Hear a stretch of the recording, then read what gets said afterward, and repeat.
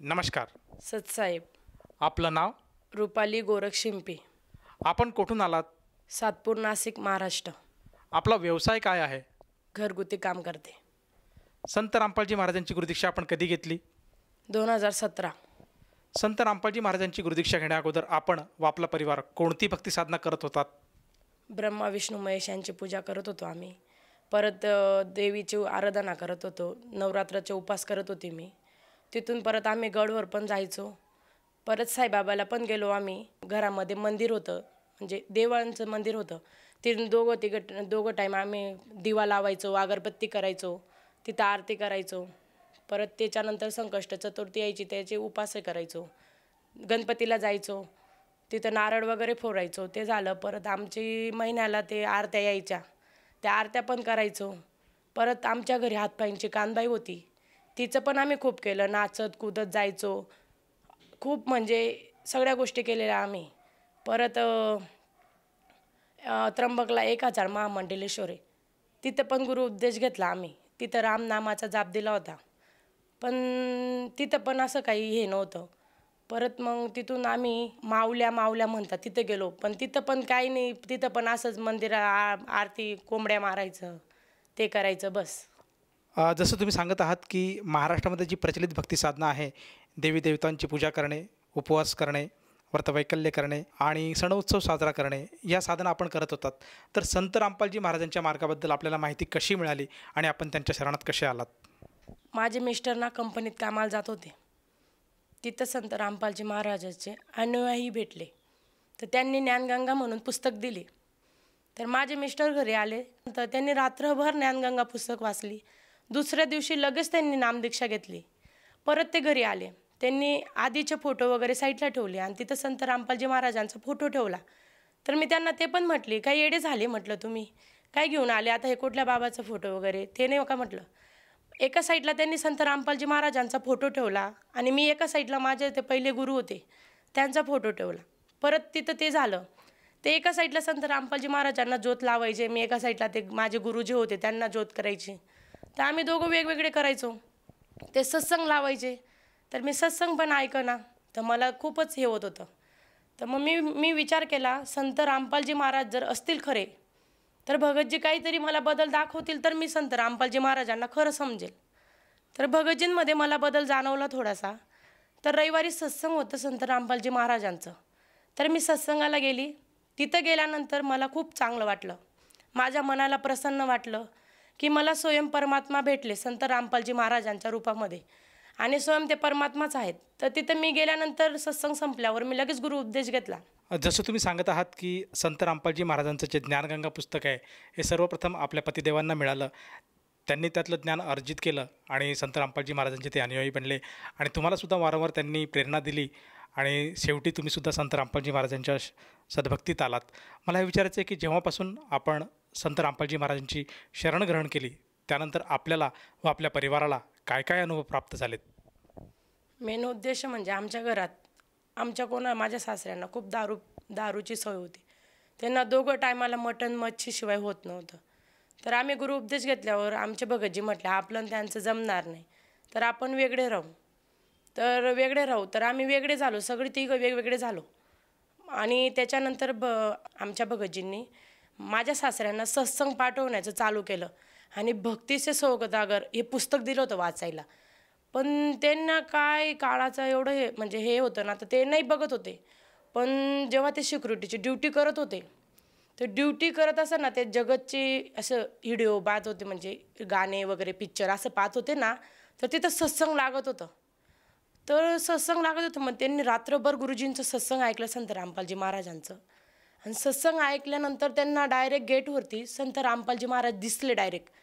तर तिथं त्यांनी डायरेक्ट दंडवत प्रणाम केला गुरुजींना, संत रामपालजी महाराजांना. मग त्यांनी दारू सोडली, मटण मच्छी सगळं सोडलं आणि संत रामपालजी महाराजांच्या नामदान केंद्रावरती आले. तर त्यांनी नामदान घेतलं. ते एक आमच्या घरात एक तो सुख झालं. आणि त्याच्यानंतर मला संतान प्राप्त होत नव्हती. तर संतान प्राप्तसाठी आम्ही ना सर खूप फिरत होतो. म्हणजे आमच्याकडे कसं परंपरा आहे, भटई म्हणून देवी, त्या देवीला जाऊन ना नारळ वाहणे, कपडे सोडणे, आंघोळ घालून ते करलं. तिथून आली, तिथं आंबा सोड, लिंबू सोड, ते पण सोडलं. कारण की मला संतान प्राप्त होत नव्हती. माझ्या लग्नाला 6 वर्ष झाले होते. परत आम्ही डॉक्टरांकडे गेलो. डॉक्टर म्हटले, हो ठीक आहे, काही प्रॉब्लेम नाही आहे तुमच्या दोघांचा, पण काहीतरी असेल ते होईल. तर ठीक आहे, ते पण झालं. त्याच्यानंतर परत आमच्याकडे मावल्या आहे. मावल्यांजवळ आमची आजी, माझी आजल सासूबाई आहे, त्यांच्या अंगात मावल्या होत्या. त्या म्हटल्या की जर मावल्याजवळ कोंबडा दिला तू तर तुला पोरगं किंवा पोरगी काहीतरी होईल. तर मी तिथं पण हो म्हटली, ठीक आहे चालेल, कारण की मला संतान प्राप्त पाहिजे होती आणि मला खूप त्रास होत होता त्याच्याने. तिथं पण केलं, तिथं पण काही झालं नाही. मग संत रामपालजी महाराजांकडे गेल्यानंतर मग आम्ही गुरु उपदेश घेतला होता. त्याच्यानंतर काय झालं, परत आमच्या घरच्यांनी मी 4 महिने झाले ते नामदीक्षा घेऊन. परत तिथं माझा नंदूभाऊचा फोन आला, माझे सख्खे नंदूभाऊ म्हणे, अरे आम्ही ना म्हणे तुझ्या बहिणीला पुण्याला घेऊन चाललो म्हणे, जेव्हा पहिले डॉक्टरकडे तिथं 1 लाख रुपये खर्च लागतो म्हणे, तू रुपालीला घेऊन चाल म्हणे. माझे भगतजी म्हटले की 1 लाख रुपये मला इथं महिन्याला 10,000 रुपये खर्च आहे आणि त्याच्यातनं माझा 10,000 तर घरातच खर्च होतोय, तर हिला 1 लाख रुपये कुठे लावणार मी. आणि त्याच्यात असं झालं. मग माझे भगतजी बोलले म्हणे, पाहुणे मला असं डॉक्टर काही जायची गरज नाही म्हणे, माझा परमात्मा आहे संत रामपालजी महाराज, मला संतान प्राप्त तेच देतील म्हणे, मला दुसरं कोणीच देणार नाही, कारण की मी सगळं करून चुकलोय म्हणे. ते झालं. मग त्यांनी फोन संतापात ठेवला. मग रमैनी चालू होती.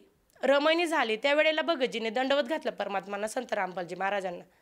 म्हणे परमात्मा माझ्यासाठी नाही म्हणे, मला तर माहिती संतान प्राप्तीचं काही एवढं आहे नाही, पण माझे जगतचे लोक मला म्हणताय तू जर हा गुरु केला आहे, खरं गुरु जर असेल तर तुला एखादी संतान प्राप्त त्याने द्यायला पाहिजे म्हणे, तुझा जर खरा बाबा आहे म्हणे, तू जर एवढी करतो म्हणे तुझ्या बाबाची भक्ती. मग आमच्या भगतजीने दंडवत घातला आणि ते भाजीपालाचा व्यवसाय करत होते, ते गेले. तर मग मलाही नाराजच झाली मी की असे बोलता बुवा, आणि त्याच्याने पण खूप त्रास होत होता. ते झालं. मला त्याच महिन्यात लगेच मला परमात्मा आणि संत रामपालजी महाराजांनी मला रिपोर्ट माझा पॉझिटिव्ह आल्यानंतर संत रामपालजी महाराजांना म्हटली मी, परमात्मा तू खरा आहे आणि स्वयं तू धर्तीवरती आलेला आहे. मी इतकी फिरली होती, मला कुठेच लाभ नव्हता भेटत, पण तर संत रामपालजी महाराजांनी आमची इच्छा पूर्ण केली. माझे भगतजी हातावर व्यावसायिक होते, पण त्यांनी मला परमात्माने एवढी शक्ती दिली. मला प्रेग्नेंट असताना आम्ही सायकलवर फिरत होतो. मला आमचे सारखे संत रामपालजी महाराजांचे अनुयायी म्हणत होते, आता एखादी गाडी घेऊन टाक बरं, की आता तिलाही प्रेग्नेंट आहे, नको सायकलवर येत जाऊ. आम्ही म्हणायचो परमात्मा आहे ना, मलाही हे दिलं परमात्मा, तेही देतील. तर माझ्या भगतजींनी परमात्माच्या शक्तीने 1-1 रुपये जमा करून आम्ही 2 व्हीलर घेतली. ते पण झालं. आणि परत दवाखान्यात 9वा महिना 9 दिवस झाले होते माझे. त्यावेळेला मला डॉक्टर म्हटले, तू नॉर्मल डिलिव्हरी नाही होणार, तुझी सीझर होईल. मी म्हटली, परमात्मा तू दिलंय मला व्यवस्थित दे, कारण की माझ्या भगतजीची तेवढी परिस्थिती नव्हती, आम्ही थोड्या हातावरचे होतो. तर ते झाल्यानंतर पण मी म्हटली, माझे भगतजी मला घरी येऊन म्हटले, तू टेन्शन नको घेऊ, आपले परमात्मा आहे, ज्या दिवशी तुला त्रास होईल ना त्या दिवशी मी नेईल. परमात्माच्या दयाने मी मायको सरकारी हॉस्पिटलमध्ये गेली. रात्रभर मला त्रास झाला, पण मी डिलिव्हरी होईना, रात्रभर आई वडील करत होती. मी आमच्या आईला म्हटले, आई नाही होणार आता, मला शिजरलाच घेऊन चला. तर आई म्हटले, नाही परमात्मा आहे, परमात्माचं नाव घे. मी संत रामपालजी महाराजांना 2च वेळेस पुकार केला. संत रामपालजी महाराजांनी सुखरूप माझं बाळ मला दिलं. मी म्हटले, परमात्मा मी रात्रभर आई वडील करून रडत होती, पण कोणी कोणाचं नाही. संत रामपालजी महाराजांनी माझा मुलगा मला सुखरूप दिला, व्यवस्थित आहे, तो पण आता चांगला आहे. ते झालं. परत माझा मुलगा 9 महिन्याचा असताना त्याला खूप त्रास होत होता, आजारी वगैरे झाला. मग जालन्याला रमैनीचा कार्यक्रम होता संत रामपालजी महाराजांचा, तिथं आम्हाला जायचं होतं.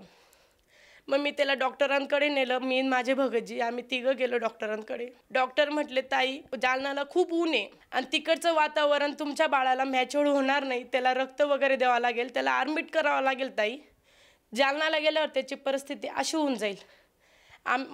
मी तर काही म्हटली नाही, कारण की मला त्याचंच खूप टेन्शन होतं. तर माझे भगतजी म्हटले, आमचे संत रामपालजी महाराज आहे ते पातील. तर त्यावेळेला आम्ही सकाळी तिथून निघालो ट्रॅव्हल्सने. ट्रॅव्हल्समध्ये बी परमात्माचं नाव घेतलं. माझ्या बाळाने मला काहीच त्रास दिला नाही. आश्रममध्ये गेलो, तिथं जालन्याच्या कार्यक्रमाच्या पंडालमध्ये गेल्यानंतर दंडवत घातला माझ्या मुलाला घेऊन.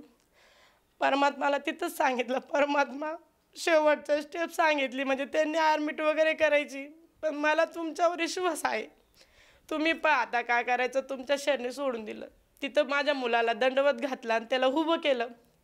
माझा मुलगा 2-5 मिनटात डायरेक्ट रांगायला लागला, खेळायला लागला, खायला लागला. आम्ही तिथंच म्हटलो, परमात्मा तुझ्याशिवाय कोणीच नाही. संत रामपालजी महाराजांची खूप मोठी दया की तिथंही माझ्या मुलाला काहीच होऊ दिलं नाही आणि तिथंही वाचलो. त्याच्यानंतर मला दुर्दैवाने माझं थोडंसं घरात अडचण होती, तर मी घरकामासाठी जात होती स्वयंपाकाच्या कामाला. भगतजी मला नाही म्हणत होते की जाऊ नको, तर मी म्हटले जाते, मुलाचा खर्च आहे स्कूलचा वगैरे, तर दोघं मिळून केलं तर पटकन होईल आणि पैशांची थोडी बचत पण राहील. तर मी कामाला लागले होते. तर आमची आई मला म्हटली, तू नित्यनेम करून जा रुपाली, तुझा नित्यनेम झालेला नाही आहे. तर मी म्हटले, आई नित्यनेम मी सायकलवर लावते आणि मी जाते, कारण की त्या दीदीकडे मला कामाची त्या दिवशी घाई होती, पाहुणे वगैरे आले होते. तर ते झालं बघ.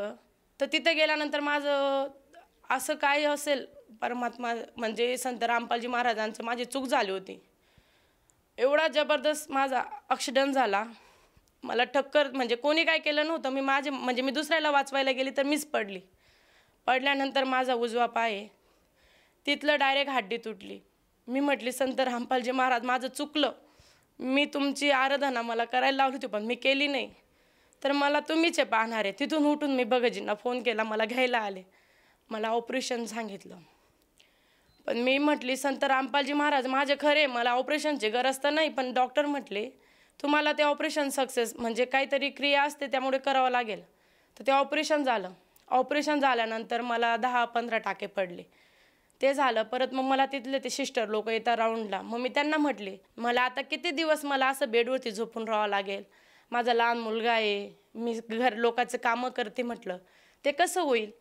मग त्या माझ्या सिस्टर मला म्हणत होत्या, म्हणे तुम्ही 6 महिने बेडवर झोपून राहणार, म्हणे तुम्हाला 6 महिने हालचाल करता येणार नाही, तुम्ही मटण खात नाही, तुम्ही अंडे खात नाही, तुम्ही चिकन वगैरे काहीच नाही खात, तर तुमचं हाड कसं काय भरणार म्हणे. तर मी त्यांना म्हटले, माझे संत रामपालजी महाराज मला न काही खाता न काही करता मला बरं करतील. आणि परमात्माची दया, संत रामपालजी महाराजांनी मला 2 महिन्यात त्यांच्या बोलण्याच्या अगोदर मी त्यांच्यासमोर चालत गेली. ते डॉक्टर पण आचिक झाले, हे कसं काय असं. तर त्यांना म्हटलं, आमच्या डोक्यावर संत रामपालजी महाराजांचा हात आहे. तर याच्याने माझं तेही खूप मोठा अनुभव आहे. त्याच्याने पण मी परत तिथून त्या डॉक्टरांना पण म्हटली, आज माझ्या ऑपरेशनला 3च महिने झाले तरी मी घरातले सगळे कामं करते, माझं मशीन चालवते, घरातलं 4 मजली जिना उतर चढ करते, सगळं करते, पण संत रामपालजी महाराजांनी मला काहीच दुःख नाही होऊ दिलं नाही. गोळ्या औषधी पण मी 1च महिना घेतला, लगेच बंद करून टाकले.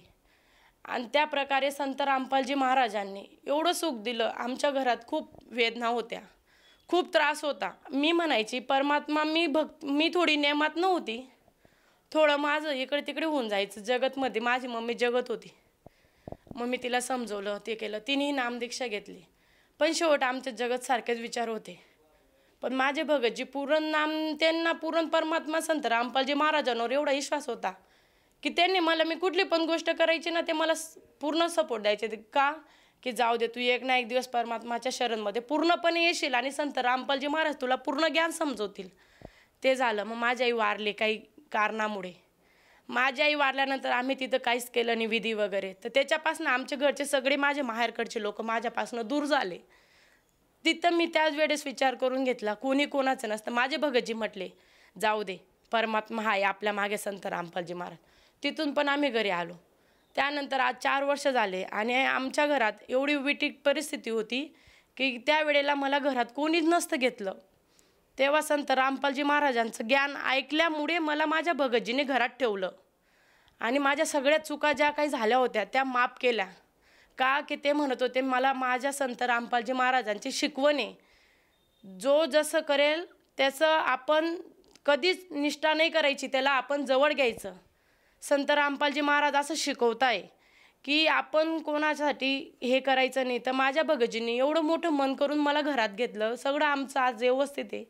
आज 5 वर्ष झाले मला गुरुपदेश घ्यायला. आमच्या घरात कुठल्या प्रकारची म्हणजे संकट नाही आहे. परमात्माने आम्हाला गाडी दिली, घर दिलं, मुलगा दिला. माझं परिवार पूर्ण सुखरूप आहे संत रामपालजी महाराजांमुळे. आणि आम्ही परमात्माला आता एवढंच म्हणतो की साई इतना दीजिए जा में कुटुंब समाये, हम भी भूखे ना रहे नाती तिना भूखे जाव.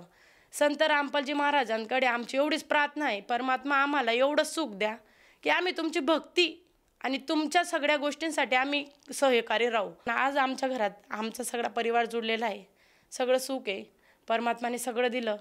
आणि त्याच्यासाठी आम्ही संत रामपालजी महाराजांचे मी काय ऋणी राहणार आहे. आम्ही अशीच भक्ती करून सतलोकाला जाणार आहे. जसं तुम्ही सांगत आहात की संत रामपालजी महाराजांच्या शरणात आल्यानंतर आपल्याला व आपल्या परिवाराला बरेचसे लाभ प्राप्त झालेत. तर आपल्या ह्या अनुभवातून आपण आपल्यासारखे जे काही अन्य दुःखी आत्मा आहेत, जे आज परमात्मा प्राप्तीसाठी भटकत आहेत, यांना त्या साधू संताकडे जात आहेत, वेगवेगळे उपचार करत आहेत, परंतु कुठेही त्यांना असा आशेचा किरण दिसत नाही, तर अशा सर्वांसाठी आपण आपल्या अनुभवातून काय संदेश द्याल? संदेश तर नाही देऊ शकत मी, पण प्रार्थना करू शकते. जगद्गुरु तत्वदर्शी संत रामपालजी महाराज धर्तीवर पूर्ण परमात्मा आलेले. त्यांचं पुस्तक ज्ञानगंगा, जगण्याचा मार्ग, फेसबुक, इंस्टाग्राम, ट्विटर, यूट्यूब याच्यावरती जरी सर्च केलं संत रामपालजी महाराज म्हणून तरी परमात्माचे सगळे सत्संग सगळं येतं तिथं. आणि मला जेवढं दुःखामधनं मी सुधारणा झाली माझी आणि मला एवढं सुख प्राप्त झालं, ते जर तुम्हाला पण करायचं असेल तर त्याच्यासाठी संत रामपालजी महाराजांचं ज्ञानगंगा पुस्तक, जगण्याचा मार्ग पुस्तक वाचा, समजून घ्या. संत रामपालजी महाराजांनी सगळं सांगितलं आहे त्या दोघं पुस्तकांमध्ये. आणि त्याच्यानंतर संत रामपालजी महाराज म्हणतात, मनुष्य जलम दुर्लभ आहे, मिले ना बारंबार, तरवर से पत्ता तुट गिरे, बहुर ना लागे डार. संत रामपालजी महाराजांची ही म्हण आहे आणि ही आपल्याला परमात्माचा स्वीकार करायचा आहे. आणि त्याच्यासाठी स्वयं परमात्मा संत रामपालजी महाराजांचं लाईव्ह प्रोजेक्टरद्वारे सगळं गुरुजी सत्संग सांगतात. एक श्रीमद भागवत गीता वगैरे सगळं सांगतात. ते ऐकून ना लवकरात लवकर नामदीक्षा घ्या आणि आपल्या जीवनाचं कल्याण करून घ्या. जसं तुम्ही सांगतात की संत रामपालजी महाराजांचा मार्ग हा मोक्षाचा मार्ग आहे आणि लवकरात लवकर त्यांच्याकडनं गुरुउपदेश घेऊन आपल्या जीवनाचं कल्याण करायला हवं. तर या भावनेतनं एखाद्याला वाटलं की आपण सुद्धा संत रामपालजी महाराजांची गुरुदीक्षा घ्यायला काही एक हरकत नाही, तर ती व्यक्ती संत रामपालजी महाराजांची गुरुदीक्षा कशी घेऊ शकेल? जे आपले लाईव्ह सत्संग राहताना त्या सत्संगवरती पट्टी येते, त्या पट्टीवरती सगळे आश्रमांचे नंबर दिलेले आहे. आणि परमात्माच्या दयाने सगळ्या महाराष्ट्रामध्ये जिल्ह्यामध्ये नामदान केंद्र झालेले की तिथं 24 तास सेवा आहे. आणि त्याच्यासाठी परमात्मा रात कधी तुम्ही उपदेश घेण्यासाठी जरी प्रयत्न केला तरी परमात्मा तिथं आपल्यासाठी सगळी सोय केलेली. आणि त्या सोयीवरनं परमात्माचे लवकर नाम उपदेश घ्या आणि आपल्या जीवनाचं कल्याण करून घ्या. जसं तुम्ही सांगत आहात की संत रामपालजी महाराजांच्या दयेने आज जगभरात बऱ्याचशा अशा जिल्ह्यांमध्ये संत रामपालजी महाराजांचे नामदान केंद्र उभारलेले आहेत आणि त्या ठिकाणी जाऊन साधक संत रामपालजी महाराजांची शरण ग्रहण करू शकतो. मला हे विचारायचं आहे की संत रामपालजी महाराजांची नामदीक्षा घेण्यासाठी त्या साधकाला किती पैसे मोजावे लागतात किंवा त्या साधकाला या नामदीक्षेसाठी किती खर्च येतो? संत रामपालजी महाराजांच्या दयाने 1 रुपया खर्च लागता. परमात्माचा फोटो, परत मंत्र जापचं कार्ड, 3 टायमाच्या आरतीचं पुस्तक, चरण अमृत प्रसाद गुरुजी मोफत देता. आणि 1 रुपया लागता आणि 1 रुपया देता. सगळं परमात्मा मोफत परमात्माच्या दयाने आपल्यासाठी सगळं परमात्मा करून घेत आहे. संपूर्ण विश्वामध्ये 500 पेक्षा जास्त नामदीक्षा केंद्र आहेत जिथे निशुल्क नामदीक्षा दिली जाते. निशुल्क नामदीक्षा प्राप्त करण्यासाठी आणि अधिक माहितीसाठी संपर्क करा 7030303951 7030303952. अद्वितीय आध्यात्मिक ज्ञान वाचण्यासाठी, पाहण्यासाठी आणि ऐकण्यासाठी संत रामपालजी महाराज ॲप अवश्य डाउनलोड करा किंवा आमची वेबसाईट www.jagadgururampalji.org वर विजिट करा. आम्हाला सोशल मीडियावर फॉलो करा. सर्व पवित्र धर्मांच्या पवित्र शास्त्रांवर आधारित प्रमाणित अनमोल पुस्तक ज्ञानगंगा किंवा जगण्याचा मार्ग यापैकी कोणतेही एक पुस्तक निशुल्क मागवण्यासाठी आपण आम्हाला आपले पूर्ण नाव, पूर्ण पत्ता, पिनकोड आणि फोन नंबरसह लिहून 7030303951 किंवा 7030303952 या नंबरवर SMS करू शकता किंवा 7030303950 या नंबरवर WhatsApp देखील करू शकता.